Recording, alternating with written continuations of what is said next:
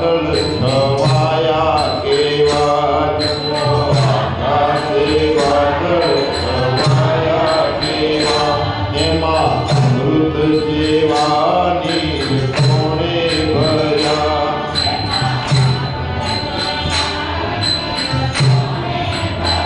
હે જેની હુકમથી સૃષ્ટિ ઘડાય એને તમે ઓળખી લો જેની હુકમથી સૃષ્ટિ ઘડાય એને તમે ઓળખી લો રામ એનો સર્જનહાર એને તમે ઓળખી લો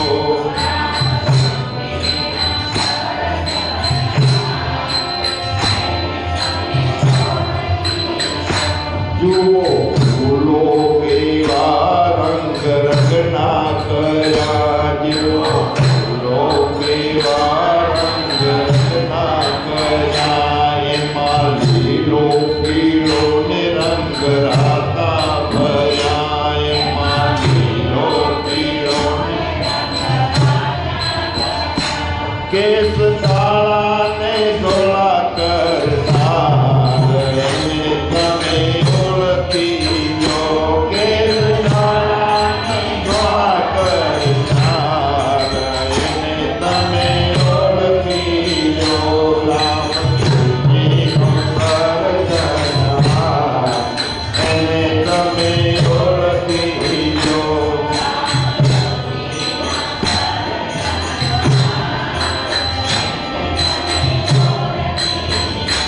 જો નાળિયેરીના ઝાડ ઘણા ઊંચા દેખાય નાળિયેરીના ઝાડ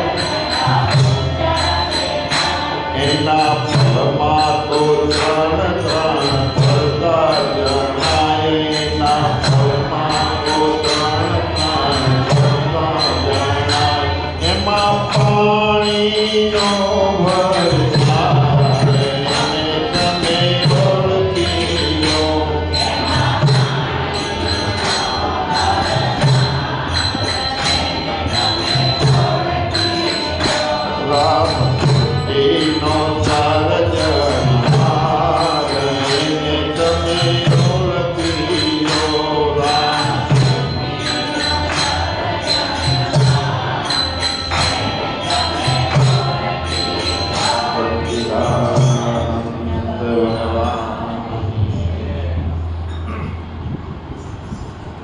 નીચે પાણી મૂળિયામાંથી છેક ઉપર 25-30 ફૂટે ચડે છે નાળિયેરી એટલે એમ કહે છે કે કેશાકર્ષણનો નિયમ લાગુ વૈજ્ઞાનિકોએ કેશાકર્ષણનો નિયમ લાગુ કર્યો પણ હકીકતમાં તો કેશવા આકર્ષણનો નિયમ છે આ ભગવાનના આકર્ષણનો નિયમ કેશાકર્ષણનો નિયમ નથી અહીંયાથી પાણી છેક ઉપર ચડે છે કેવું મસ્ત મધુર બધાએ રોગ મટાડી છે આપણને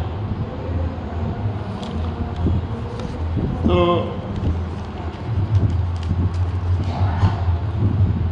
સતત પરમાત્માની યાદ ભક્તિ એવી ભક્તિ કે ભક્તના દિમાગમાં પરમાત્મા સિવાય બીજું કશું જે વિભક્ત નથી તે ભક્ત વિભક્ત એટલે જુદો નથી પડતો પરમાત્મા તો સતત ભક્તિ કરવાની તો આ બધું પડ્યું રહે ઘરનું કામ ધંધો રોજગાર રોટી એના એવું સુરતા સાંભળ્યાની સાથે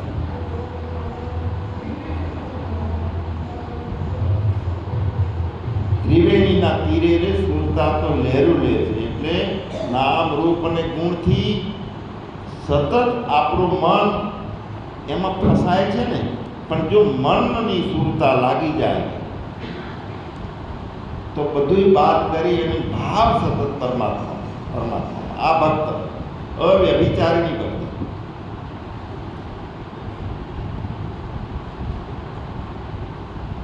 તો થાય છે શું કેમ આ થતું નથી તો ક્યાંય લગાતાર બેસી રહેવાનું નથી ભક્તિ કરવા માટે માળા કરીને અજંપા જાપ એ વગર ઉઠે એ બધું ચાલતું હોય સારું બધું એક એક જેને જે ફાવે એ રીતે પરમાત્માથી સતત ભાવથી જોડાયેલું છે.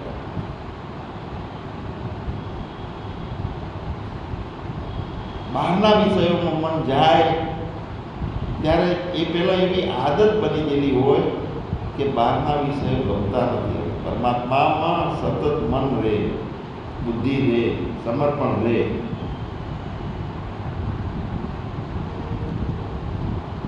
સરળ સ્વભાવન મન કુટલાય, કશું જ એની અંદર મનની અંદર ધારણ કરવાનું. ભગવદ્ ગીતામાં ભક્તિનો વિશેષ મહિમા છે. ભગવાને અર્જુનની પ્રાર્થના સાંભળી અને વિશ્વરૂપનું દર્શન કરાયું અને એટલું કીધું કે જો તું આ મારું સ્વરૂપ જો, આ સ્વરૂપ અગાઉ કોઈ જોયું નથી ને હવે કોઈ જોઈશે નહીં. કારણ કે કોઈ જોઈ શકતું નથી. મારી દિવ્ય દ્રષ્ટિ હોય, દિવ્ય ચક્ષુ હું આપું તો તે દેખાય છે. પણ એ સ્વરૂપમાં જ્યારે અર્જુને પ્રાર્થના કરી કે ભગવાન મને જેમ છે એમ તમારું ઓરિજિનલ સ્વરૂપ દેખાડો, વિશ્વરૂપ નથી જો, બીક લાગે છે. એટલે ચતુર્ભુજ શંખ ચક્ર ગદાધારી વિષ્ણુ સ્વરૂપે ભગવાનને અર્જુનને દેખાડ્યું. તો ભગવાને એ વખતે અર્જુનને કીધું હતું કે જે રીતે તે મને જોયો છે એ પ્રકારનો ચતુર્ભુજ રૂપવાળો હું વેદોથી કે તપથી, દાનથી અને યજ્ઞથી પણ નથી દેખાઈ શકતો. નાહમ વેદેનમ તપસા ન દાનેન ચેજ્યા શક્ય એર્વિદો દ્રષ્ટાવાનસી માયા. આ સ્વરૂપ હું કોઈ રીતે વેદોથી, તપથી, દાનથી અને યજ્ઞથી પણ નથી જોઈ શકતો. તો જ્યારે કોઈ સાધનથી નથી દેખાતો તો કોના દ્વારા દેખાય પરમાત્મા? આવો પ્રશ્ન છે. નથી વાણીથી ત્યાં પહોંચી શકતી, નથી મન પહોંચી શકતું, નથી બુદ્ધિ પહોંચી શકતી, નથી કોઈ ઇન્દ્રિયો પહોંચી શકતી નથી. તો ભગવાન કહે છે કે ભક્ત્યા ત્વન્યયા શક્ય અહમ મે વિદો અર્જુન જ્ઞાતુ દ્રષ્ટુ ચ તત્વેન પ્રવેષ્ટુ ચ પરંતપ. હું અનન્ય ભક્તિથી જ તત્વ દ્વારા જાણવાને, સગુણ રૂપે જોવાને અને પ્રાપ્ત કરવાને શક્ય છું. અનન્ય ભક્તિ. હવે અનન્ય ભક્તિ આમાં એક ધ્યાન દેવાની બાબત આવે.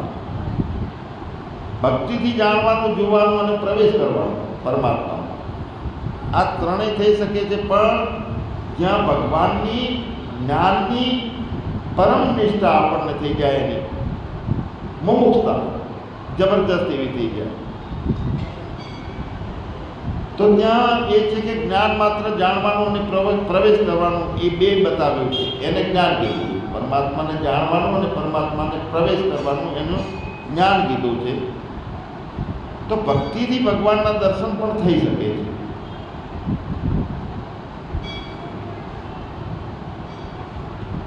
તો ભક્તિથી પરમાત્માના દર્શન કરવામાં નડે છે કોણ? આપણને સતત પરમાત્મામાં જોડાઈ રહેવામાં આપણી ભ્રાંતિઓ મનમાં જે ભરી છે આ જગતના વિષયમાં, અને એનો જે સંસ્કાર ઠસુઠસ ભર્યો છે તે આપણને પરાણે આપણું મન ચંચળ છે અને જગતમાં લઈ જાય છે, ભાવોમાં લઈ જાય છે, ઇન્દ્રિયોમાં લઈ જાય છે, અનુભવોમાં લઈ જાય છે, મારા તારામાં લઈ જાય છે, મોહમાં નાખે છે, રાગ દ્વેષ કરાવે છે. અને એને આપણે માની અને સતત દુઃખી રહીએ છીએ. પ્રસન્નતા આપણી ગુમાવી દઈએ છીએ.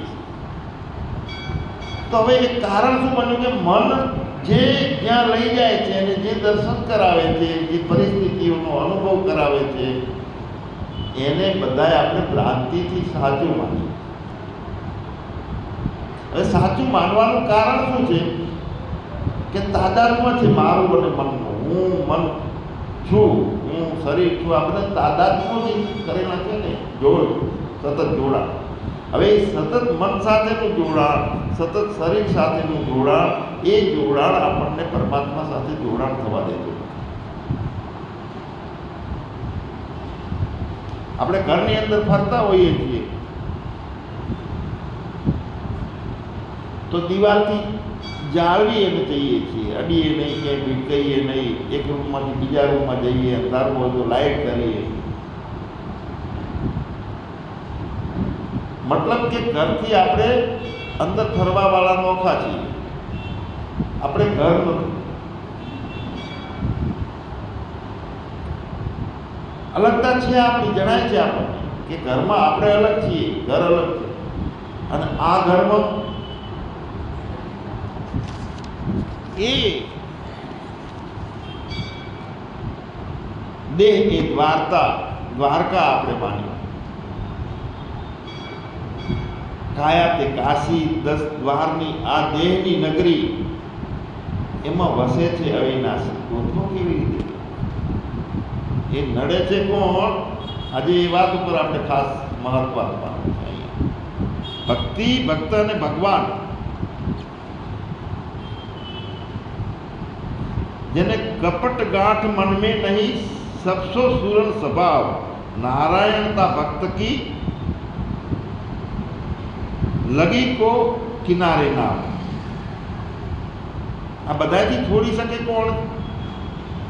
સરળ સ્વભાવ મન કુટલાય ઘટુલાય, જેનો સરળ સ્વભાવ છે. હવે સરળ સ્વભાવ એટલે શું? સીધો બિકુણ ના, એ નથી. સરળ એ છે કે વાતે વાતે હું કરું છું એ ભાવ ના આવે પ્રત્યેક ક્ષણે, અને આ બન્યું છે એ નથી સારું બન્યું આવો ડખો ના આવે. ભક્ત છે એ માની લે છે કે બધું ઈશ્વરી ચાલે છે, ઈશ્વરની કૃપાથી થાય છે. સતત એક વિધાન આવે છે, કૃપા. ભક્તની સમજમાં એક જ વાત આવે છે, કૃપા. એટલે હું કરું છું એનું અભિમાન અવિચારીની ભક્તિમાં આવતું જ નથી કે હું કરું. મેં કર્યું, મેં પરમાત્માનું ભજન કર્યું તો એ કે છે ના, પરમાત્મા તારી કૃપાથી આચું કરાવે છે. મન ક્યાંય ડખો કરતું નથી એના જીવનમાં. અર્જુનની વાત આપણે કરતા હતા. અર્જુને કેટલો ડખો કર્યો યુદ્ધના મેદાનમાં, પરમાત્માને પરસેવો પડાવી દીધો. કેટલાય વિધવા થશે, કેટલાય મરી જશે, એના કરતાં તો સંન્યાસ લઈશ, માગીને કટોરો લઈને નીકળી જઈશ, મારે આવું રાજ્ય નથી જોતું, મારા બધાને મારે મારીને કેટલું મને પાપ થશે. તો એણે ભક્તિની ભૂમિકા નથી એટલે ડખો કર્યો ને બધું. જે થાય છે એ થવાનું જ છે, આ ભક્તની સમજ હોય અને થઈને જ રહેશે. એના વગર બીજો કોઈ છૂટકો નથી.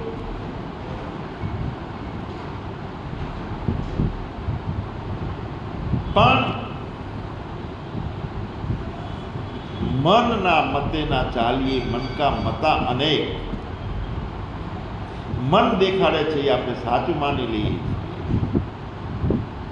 મન તો આપણને દુઃખી દુઃખી કરે છે અને આપણે દુઃખી છીએ, આ સમજવાનું. મનને ઊંઘાડી દીધેલું હોય છે ક્લોરોફોમાલીને, તો વાડકાપ કરે તો એ હોતું નથી.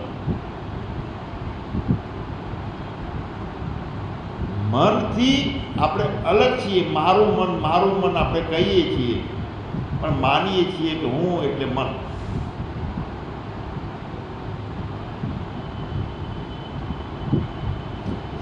સંબંધ વિચ્છેદ થઈ જાય શરીરનો, દેહનો, મનનો.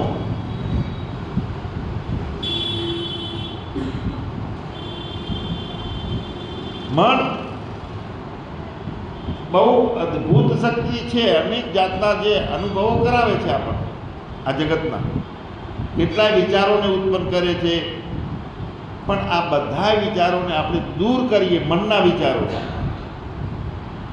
દૂર કરીએ અને મનને જોઈએ કે શું છે, તો વિચારો વગર મનનું અસ્તિત્વ નથી. એ વિચારો છે, એ મન છે, એ જ વિચારો છે. જ્યારે જે વિષયના આપણે વિચારો આવતા હોય ને એ વખતે વિચારોને અલગ કરીને જોઈએ, કાંઈ નોખું રહેતું નથી. મન વિચારો નોખા થાય એટલે મન ગયું. વિચારોના કારણે તો મન ટકી રહેલું છે, બાકી મનનું સ્વરૂપ જે છે વિચારો એ જ એનું સ્વરૂપ છે. જગત જેવી બીજી કોઈ અલગ વસ્તુ જ નથી. ખાલી મનના સંકલ્પો અને વિકલ્પો એ જગત તરીકે આપણે પ્રસ્થાપિત કરી દીધું અંદર ખોપડીમાં. હું કોણ?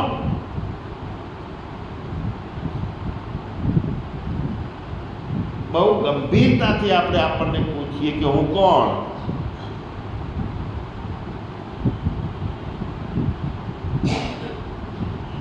હું આ શરીર? તો ના. હું જન્મ્યો તો માતાના ગર્ભમાં, તો ગર્ભ પહેલા હું કોણ?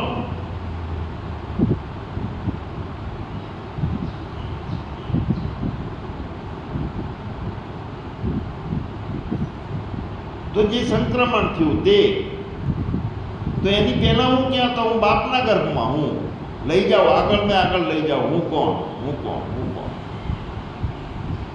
તો બાપના ગર્ભમાં હું હતો તો એ પહેલા હું કોણ? ક્યાં?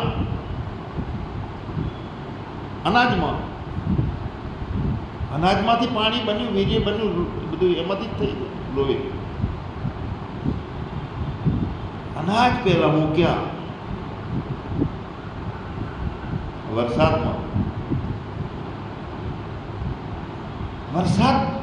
પહેલા હું ક્યાં હતો? અવ્યાકૃત, અપંચીકૃત, જેમાં બીજો બધા પડ્યા છે એમાં હું. અને એની પહેલા હું ક્યાં? કોણ? કશું નહીં. જન્મ્યો હું તો ના, અનાદિનો છું એ ખ્યાલ આવે. હું કોણ પ્રશ્ન કરતા ધીરે ધીરે મનન કરીને, દ્રઢ નિશ્ચય કરીને, ગંભીરતાથી હું કોણને શોધીએ. સોક્રેટિસને જર્મનીની અંદર 535 વર્ષ થઈ ગયા. એને ઝેર આપી દીધું. બહુ તત્વજ્ઞાની ફિલોસોફર હતો સોક્રેટિસ, ઋષિ કહેવાય. આપણો સનાતન ધર્મ એવો છે કે કોઈ પણ ધર્મનો કોઈ પણ હોય પણ એને અવતાર તરીકે માનવા તૈયાર છે, ઋષિ તરીકે માનવા તૈયાર છે. કારણ કે એક અસ્તિત્વને સમજતો એ ઋષિ છે. જ્ઞાતિ ને ભાડાને એવું કશું છે જ નહીં સનાતન એટલે.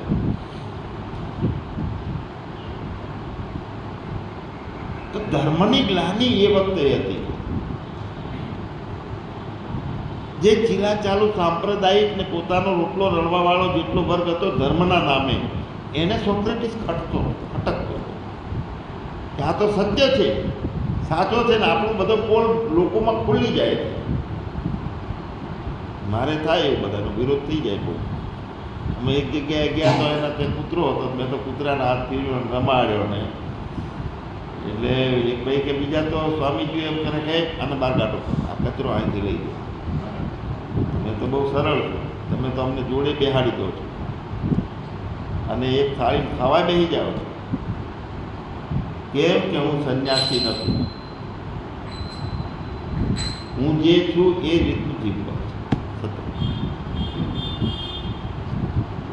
ભક્તની અંદર આ સહજતા, સતત કૃપા પરમાત્માની કૃપાથી થાય છે, કરું છું.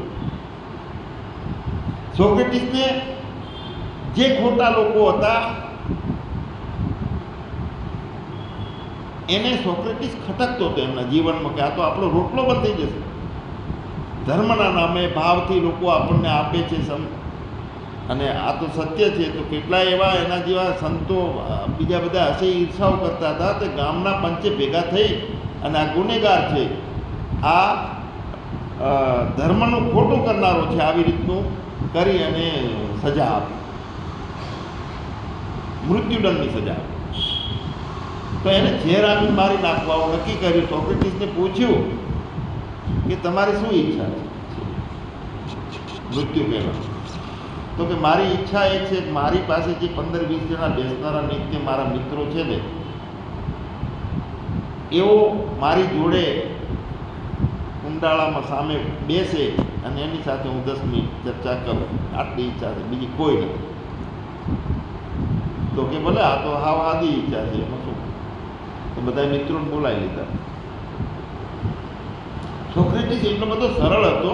એના પત્ની જેન્ટિફી, જ્યારે જ્યારે એમના સત્સંગી 5 મિત્રો આવતા ને,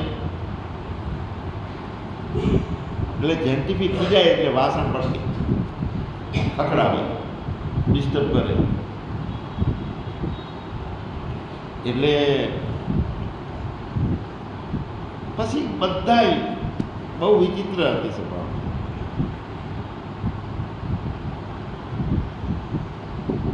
સોક્રેટિસ એ વખતે સહજતાથી કહી દેતા કે વરસાદ આવવાનો હોય એટલે પહેલાં વાદળાનો ગડગડાટ ચાલુ થાય. એ સોક્રેટિસે એના મિત્રોને કીધું કે જુઓ ને,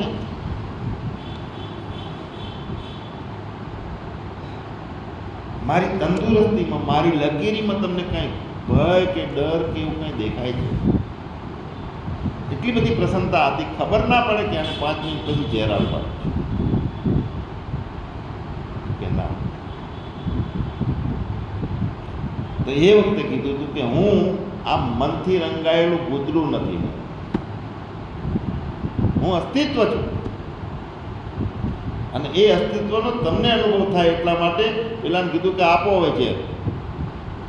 તો ઇન્જેક્શનો નહોતા, શોધ નથી થયેલી. હાડકા આણીવાળી હાડકીની અંદરથી ડાયરેક્ટ પગના અંગૂઠેથી શરીરમાં પ્રવેશ કરાયો છે ઝેરનો, જૂની રીતથી. 535 વર્ષ પહેલાંની વાત. ઝેર આપ્યું. 2-4 મિનિટ થઈ. સોક્રેટિસે એના મિત્રોને કીધું કે જુઓ ને મારા પગ જોયું ત્યાં પગમાં ગરમી ઓછી થઈ, ઠરી ગયા છે, મારા પગ મરી ગયા. વળી 2-3 મિનિટ થઈ અને આખા કેડ સુધીના પગને જોવાનું કીધું. તો કે મારા આખાય પગ મરી ગયા. જેમ જેમ ઝેરનું કરંટ જાય ઠરતું ગયું બધું. છાતીનો ધડનો ભાગ 2-4 મિનિટ પછી કીધું કે જુઓ ને, અહીંયા ચેક કરો ને. તો કે ધડ, આ શરીરનો ભાગ એ ઠંડો થઈ ગયો છે કે મારો શરીરનો આ માથા નીચેનો ભાગ ને પગ ને બધું મરી ગયું. વળી 2-4 મિનિટ પછી કીધું કે તમે આ કપાળના બધું જુઓ ને. તો બધું ઠરી ગયેલું હતું. તો કે હું આખો મરી ગયો, પણ સુરતા રૂપે હું છું. આખું શરીર મરી ગયું, છતાં હું તો છું, જોઈ લો. છેલ્લા ટાઈમે સોક્રેટિસે અસલ તત્વનો બોધ કરાવી દીધો. આપણે વાત કરતા હતા કે મને બધું આખું જગત ઊભું કર્યું છે. જેમ કરોળીઓ પોતાના મોઢામાંથી લાળ બધી કાઢે છે ને આખી જાળી રચી નાખે છે અને જાળીમાં એ ફસાય છે. પણ ફસાણા પછી એને એવું પૂછે છે કે આ જાળ પાછી હું ગળી જઈશ તો મુક્ત થઈશ. એ જાળ પાછી પોતાનામાં ગળી લે છે. આ જગત ઊભું કર્યું કોણે? ઈશ્વરે તો મનુષ્યને ઊભો કર્યો.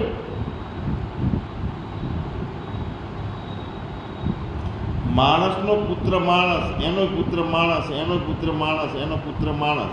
પણ આ મારા બાપને, આ હું પુત્ર, એ કોણે ઊભું કર્યું?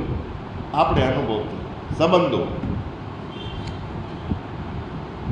બાકી અનાજથી, વીર્યથી આ બધી રચના ચાલી. તો આપણો બાપ કોણ? હું માણસ તરીકે મને હું ગણું છું, તો મારો બાપ કોણ? તો માણસ. એનો બાપ કોણ? તો માણસ. દાદો પરદાદો ની બધું આપણે ઊભું કરે.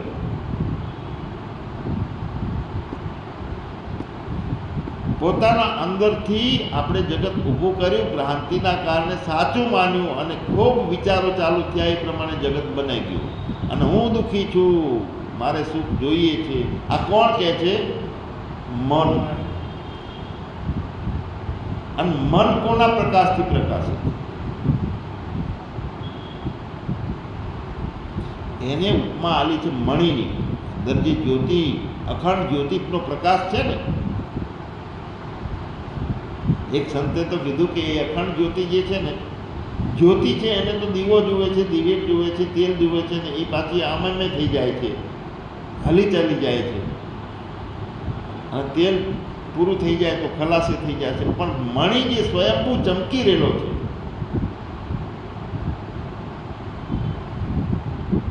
એને અંધારામાં સ્વયંભૂ ચમકે છે ને, એને અંધારું છે જ નહીં. પોતાના અંદરથી આખું જગત ઊભું કરેલું જગત એને સાચું માની અને એ જગતના આધારે સુખી દુઃખી કોણ થાય છે? આપણે કે મન? હા. અને આપણે એની સાથે ભળી જઈએ તો મનને સત્તા આપીએ છીએ આપણે. હું દુઃખી, હું દુઃખી, હું દુઃખી, ડીઝલ આપણું બળવાનું ચાલુ થઈ જાય.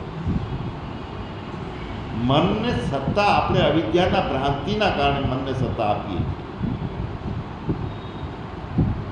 અને જ્યારે જ્યારે જગત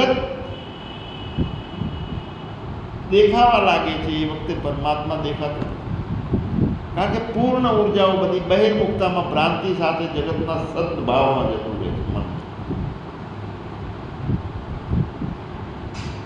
સ્વયંભૂ મણીની જેમ પ્રકાશી રહેલો હું ઓરિજિનલ, એના બદલે એક નકલી હું બની ગયો, મનથી માનીને, જોઈને, અનુભવીને, વિચારીને. શ્રીમાળીભાઈ તમે કેવડા 5.5 ફૂટના? અરે 2 ફૂટના હતા એનું શું? તો હાચા કયા? અભ્યાસ કરીને ઊભું કરેલું સાચું કે છે એ સાચું? જ્યારે જ્યારે સ્થૂળતાનું અવલંબન લે છે મન, એના આધારે ટકી રહે છે. આ સ્થૂળતા એ છે મનનું જીવન છે. અને એ નામ, રૂપ અને ગુણ સાથે જોઈન્ટ થાય છે અને હું કરે છે, અને સુખી એ થાય છે અને દુઃખી એ થાય છે.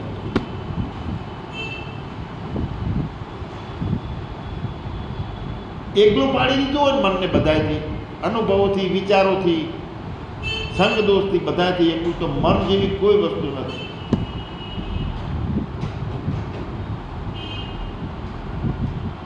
આમ જે છે મન, આ બધા વિચારો પકડે છે, હારા નશાના ભાવ કહે છે, એટલે એને જીવ કહેવામાં આવે છે. એ જીવ, બીજો કયો? તો આ દેહની અંદર હું આ દેહ છું, જે અંદરથી અનુભવો આપણને થાય છે તે કોને થાય છે? મનને થાય છે. કારણ કે અહમ નિર્વિકલ્પો નિરાકાર રૂપો વિભુ વ્યાપ્ત સર્વત્ર સર્વેન્દ્રિયાના મધ્યે વ્યાપક જેમ છે એ સત્તા છે, એ સત્તાથી મન સત્તાવાળું બને છે.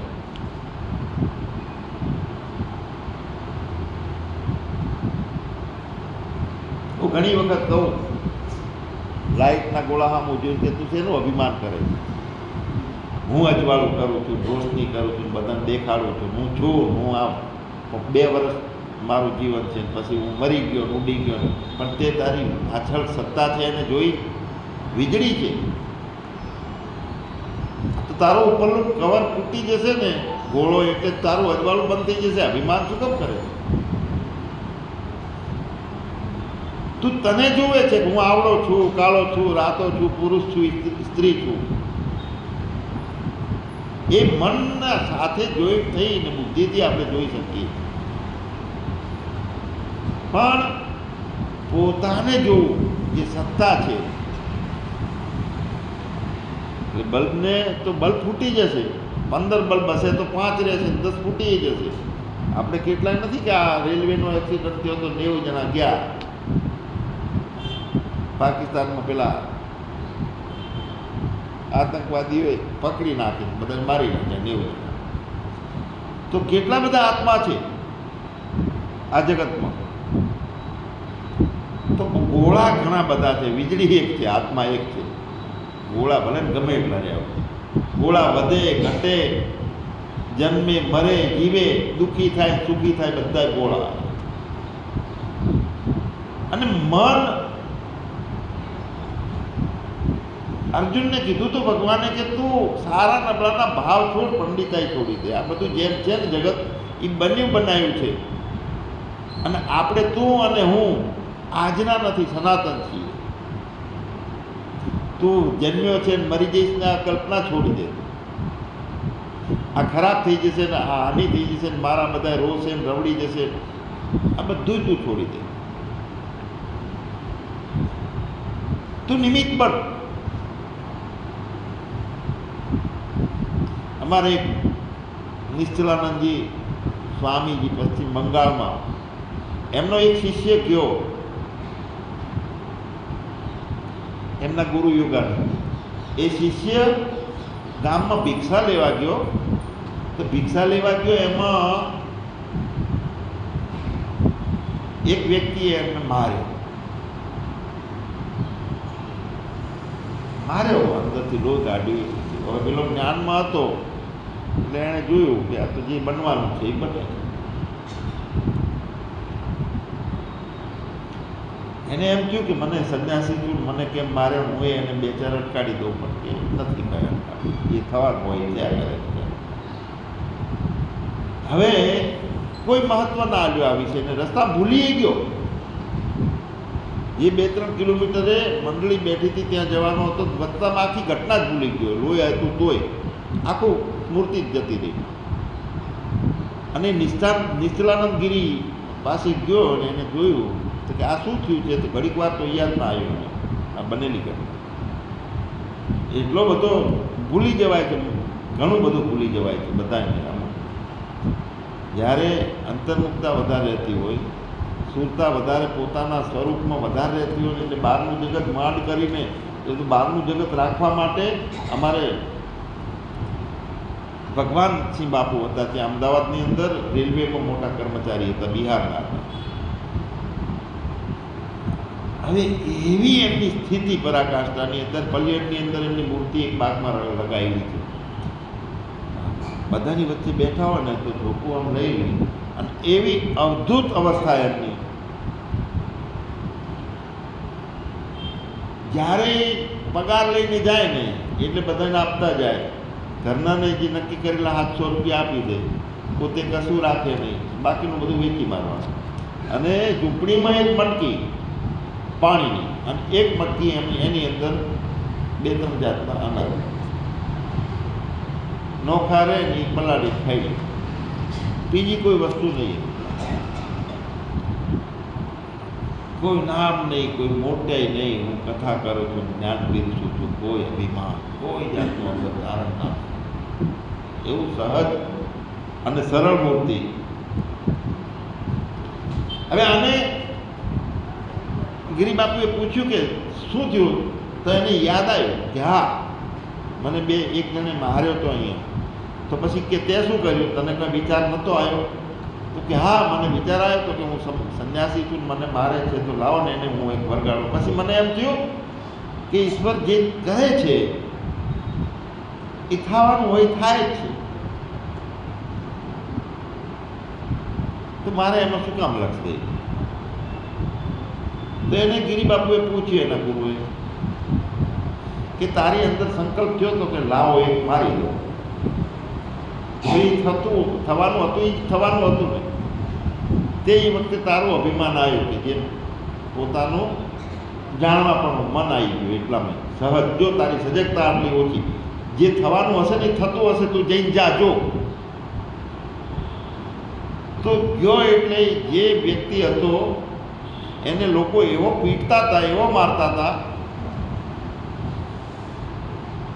એટલે કે એ થવાનું હતું. તને નિમિત્ત બનાવ્યું હતું અસ્તિત્વએ કે પહેલાં તને મારે, અને એના કારણે બીજાને રોષ થાય કે કેમ સંન્યાસી મારે ને એને એનું કૂટાવાનું તો નક્કી જ હતું. તું આજ ના ગયો તો કૂતરું નિમિત્ત થોત, ગાય થોત, બીજું થોત, ત્રીજું થોત. હું ઘણી વખત કહું કે જ્ઞાનની અંદર પરાકાષ્ઠા એક સ્થિરતાનો એક દાખલો. અને મારે બનેલો ગીસરાસનની અંદર આવડો મોટો સાપ દોડતો જાય, પાછળ મોરીઓ દોડે, મોર પકડવા સાપને ભય કે મને શું ચાચો મારે ને મોર. તો એના માટે પછી કીડીઓ ખૂબ થાય, સાપ મરી જાય. અને ગમે તે આપણને ખબર નથી કે ગળી જતો હશે કે પચાઈ જતો હશે મોર. હા, તો મારા મોટા ભાઈ એ વખતે સાથે હતા, સંત હતા, ત્યાં માલસરમાં બહુ રહેતા. એટલે મને કે આ મોર જે આ કામ કરે છે એમાં આપણે શું કરવાનું કહો. આપણે આત્મા છીએ એવી દ્રઢ નિશ્ચા છે, તો આપણે શું કરવાનું? મેં કીધું કાંઈ નહીં કરવાનું, આપણે બધું જોવાનું. અરે પણ લોકો એમ કે તમે કાંઈ નથી કરતા, મોર મારે છે, જોડેથી નેડે છે, તો આ ભાકોટો નહીં, આ નહીં, બીજું નહીં, કાંઈ નહીં કરવાનું. હા, કશું નહીં કરવાનું. શરીરને જે કરવું એ કરે, આકોટો કરે, હાથમાં દેખાડો હાથ લે, અહંકાર એને મરાવડાવે, એને બચાવે, એના દયા હોય તો એ બધું એ કરે છે ને, આપણે કશું નથી કરતા. એક નિષ્ઠા પોતાની આત્મવત. ગુણાહાર ગુણેશુ વર્તનતે, ગુણો ગુણોમાં વર્તી રહેલા છે એને જોનાર. પણ મન છે એ બધા વિષયોનું સંક્રમણ કરી એમાંથી એક નવો સંસ્કાર ઊભો કરે છે, અને બુદ્ધિ પણ એને આધીન થઈ જાય છે. પણ વિવેકી બુદ્ધિ હોય, પોતાના સ્વસ્વરૂપનો અનુસંધાન અને સમજદારી બુદ્ધિ હોય, ઓગળી ગયેલી હોય, પરમાત્મા તત્વ સત્વગુણમાંથી બની છે, નિત્ય અહર નિજ ચમકી રહેલું છે એમાં. પણ બુદ્ધિ મેલી હોય છે ત્યારે અનુભવ નથી થતો. આપણો દર્પણ છે, દર્પણ તો છે જ, મેલું છે તોય દર્પણ છે, ચોખ્ખું હોય ત્યારે દર્પણ છે, અસ્તિત્વ તો છે જ એનું દર્પણનું. પણ ફેર એટલો પડે છે કે દર્પણ જ્યારે ઝાંખું હોય છે તો આપણો ફોટો કમ્પ્લીટ દેખાતો નથી,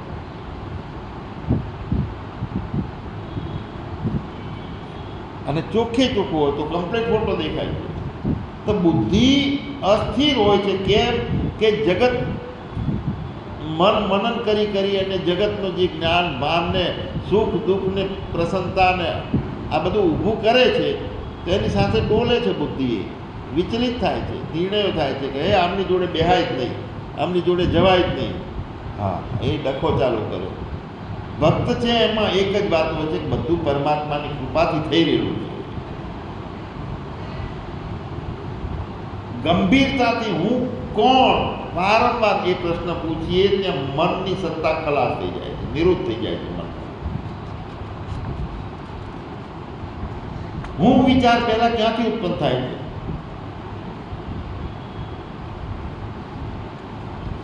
ડીપમાં આપણે મનન કરીએ ખબર પડે કે ક્યાંથી હું વિચાર ઉત્પન્ન થયો, એનું મૂળ કયું ક્ષેત્ર છે. વારંવાર હું કોણ આનું ચિંતન કરવાથી ખ્યાલ હોવો જોઈએ કે મન જે આ જગત ઊભું કરે છે તે હું નથી, એટલું તો નિશ્ચય પહેલા કરી લેવો જોઈએ. પછી યથાર્થ જાણવો હોય તો શ્રીમદ રાજચંદ્રએ કીધું છે, કર વિચાર તો પાપ. શું વિચાર કરવાનો?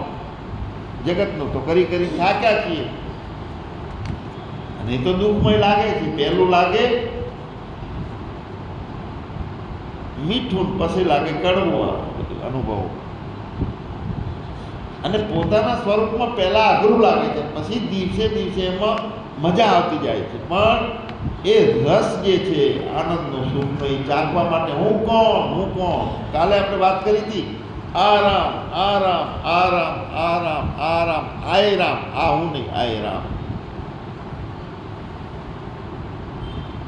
એકો અહમ દ્વિતીયો નહીં અસ્તિ.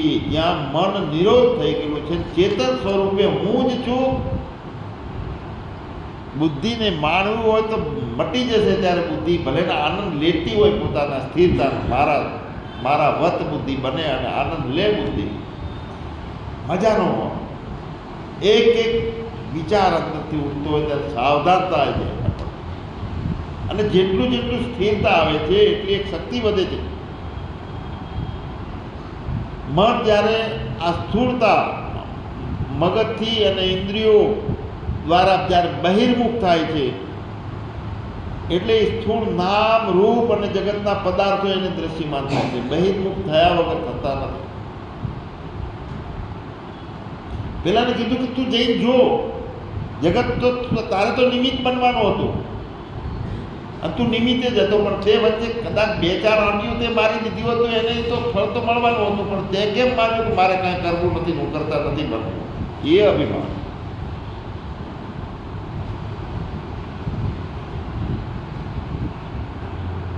મન જ્યારે હૃદયનું પોતાનું ઉદ્ગમ સ્થાન છે, ત્યાંથી ઊભો થયેલો એક સર્ગ છે, તરંગ, અને એ જ્યારે ખોજ કરવા જાય છે, હૃદય સુધી પહોંચે છે, ત્યારે એમ થાય છે કે ઓહો, આની અંદર તો આ મન દ્વારા બધો કચરો ભરી નાખ્યો, મન નિરોધ થઈ જાય છે, તો એ હૃદયની અંદર પરમાત્માનું દર્શન થાય છે. શાંત મન હોય ત્યાં એ આપણને પહોંચાડે છે. એટલે ગીતામાં કીધું સર્વસ્ય ચાહમ હૃદય સન્નિવિષ્ટો, હું બધાના હૃદયમાં રહેલો છું. નિહિતમ ગુહાયા, ગુહા એટલે જ્યાં અંધકાર ભરેલો હતો, ખાલી ભાગ છે આકાશનો, અંદર પોતાનામાં જેવડા માંગતા હોઈએ. ઉપનિષદને કેવું પડ્યું છે કે અંગુષ્ઠ માત્રમ, તારું પોતાનું આવા અંગૂઠા જેવો આકારની એક જ્યોતિ છે, ત્યાં લક્ષ કર, અણીયો રણી, મહત્વ મહત. આ બધું જે મૂળ વાત એ છે કે મનને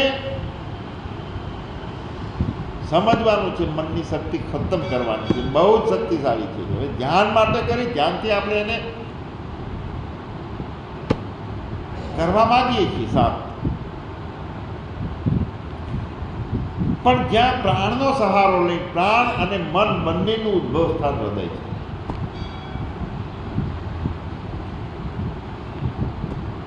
હૃદય એટલે જ્યાં ઘણી આગળની વાતોમાં આપણે નહીં જઈએ. સત્તા પરમાત્મા, મુખ્ય અધિષ્ઠાન પરમાત્મા છે. એની અંદર એક વિભાગ એવો છે કે જ્યાં એને કુટસ્થ ને સૂત્રાત્મા ને અલગ અલગ સ્થિતિ જાણી અભ્યાસ કરવો જોઈએ. વેદાંતનો ઊંડાણથી જેને રસ હોય તો, જેમ જેમ રસ જાગૃત થાય થોડો અભ્યાસ કરવો જોઈએ. પ્રાણથી મનને શાંત કરીએ છીએ. રાત્રે ઊંઘમાં થઈ જાય છે શાંત, તો પણ અવિદ્યામાં લીન હોય છે. ધ્યાન એ છે કે મનથી ઊભું થયેલું કલ્પાયેલું જે ભક્ત છે એ જાણતો થાય કે આ કલ્પિત છે મનથી, અને મનને આ બધા વિષયોથી નોખું પાડી દો તો મન જેવી સત્તા રહેતી નથી, ત્યાં પોતાની આત્મસત્તા એ ઊભી રહે.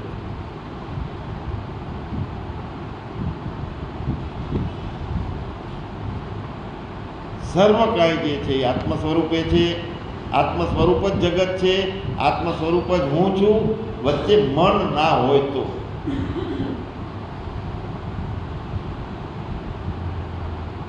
હું કેવો બની ગયો છું, તો મનથી તાદાત્મ્ય રાખ્યું છે એટલે ખબર પડે છે કે 5.5 ફૂટનો બન્યો છું. હું અવિદ્યા છે મારામાં, મારે ગોતવો છે પરમાત્માને, વારંવાર એના માટે ખૂબ અભ્યાસો કરું છું.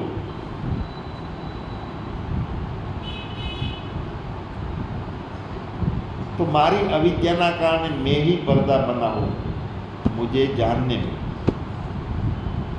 આવું એક હું જે છે એને માની લેવું જોઈએ, બનેલા હું કે હું જ પડદો બન્યો છું. હું જ્યારે મટી જાઉં, મિટાતે અપની હસ્તી કો, એટલે આ રસ્તો છે જે મટવાનો માર્ગ છે. એના બદલે બધા મન કાં તો ધ્યાન કરવાવાળા બનીએ, કાં તો સંન્યાસી બનીએ, કાં તો શાસ્ત્રકાર બનીએ. બિલકુલ મટવાનું, મટતા શીખી જાય તેની મહા બલિહારી. તો મટતા શીખી જવાનું, પછી કાંઈ કરવાનું નહીં. તો આપણે નહીં કરવાનું, તો ગુણોના રીતે થાય જશે બધું. આ બધે આ આંખો આમાંથી જોઈ રાખે છે, પણ હું આંખોમાં આવી અને હું જોનારો નથી બનતો, એ મારે ખબર રાખવાની. આ જીભથી, વાણીથી બધું બોલાય છે, શબ્દો નીકળે છે, પણ હું આ જીભમાં આવી બેસીને હું બોલું છું, બોલનારો નથી બનતો હું, એ મારે જોવાનું. બધાને કાનથી સંભળાય છે, આનંદે આવે છે, તો લેવા દો આનંદ. અહંકાર પુષ્ટ થાય છે આનંદમાં તો સારું, હું કાનમાં આવીને બેસી હું સાંભળનારો છું. જો મેં મારી પોતાની સ્વ સ્વરૂપની સુરતા છોડી અને એ મનના તાલે હું નાચવા માંડ્યો કે હા હું સાંભળું છું, હું જોઉં છું. અરે તમે જોતા હો તો આવડી આંખથી 5000 ફૂટનો હિમાલય ના જોઈ શકો, તમારી તાકાત નથી. જો આંખથી માનેલા હું પણ ધારણ કરેલું જે જોવે ને જોઈ ના શકે આવડા મોટા જગતને, પણ વ્યાપકતાથી જે જોનારો છે એ બહુ વ્યાપક છે. અને વ્યાપક બનતા આવડવું જોઈએ અને મળતા આવડવું જોઈએ. ચલો સમજી લો કે બુદ્ધિને આપણે પ્રયોગ કર્યા ઘણી જાતના, વ્યાપક બનાવી. તો સારું, તમે વ્યાપક જ છો તો તમારાથી સૂર્ય કેટલો જ છે? શું ભાઈ, સૂર્ય કેટલો દૂર? તો કે 4,86,000 કિલોમીટર. તો મૂર્ખાવીના વ્યાપકતા નથી. આ વ્યાપક છે તો સૂર્ય છે એ તમે નથી. મારી અંદર સૂર્ય છે એક જણાય છે, એ ભૂમિકા આવે વ્યાપકતાની પોતાની સાચી રીતે વ્યાપક માન્યા હોય તો. આ એ તો ધીરે ધીરે આદત પડે આ સમજવાની, વ્યાપકતા અસંગતાની, એટલે આ બધી વાતો કરવી પડે. બાકી અમુક વાતો નહીં કરવી જોઈએ, પણ અહીંથી ફેંકાય છે દડી પડી મેદાનમાં. જેને કોઈને લૂંટી લે લઈ લે તો વળી એને સમજણ પડી જાય કઈ ઘડીએ ક્યારે કોનો પડદો ઉખડે એનું નક્કી નહીં આવી ત્યાંનો. એટલે સતત સ્વાધ્યાયમાં, સત્સંગમાં, સ્વાધ્યાય એટલે દ્રઢ નિશ્ચયથી પોતાનો અભ્યાસ કરવો કે હું કોણ, એને કહેવાય સ્વાધ્યાય, પોતાનો અત્યારે. તો હજુ આપણે સાથે છીએ એ હું કોણ એને સમજવા માટેનું આ ગીતાના માધ્યમથી, શ્લોકોથી, અલગ દૃષ્ટાંતોથી આગળ ચલાવશું. સચ્ચિદાનંદ ભગવાન